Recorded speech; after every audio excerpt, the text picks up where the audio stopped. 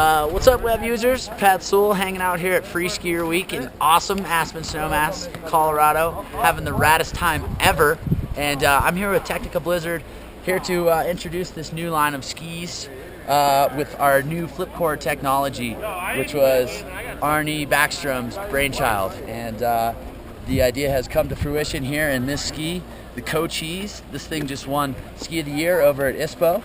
And just to explain a little bit about flipcore, every ski these days is manufactured with camber like this, but then they force the rocker into the skis.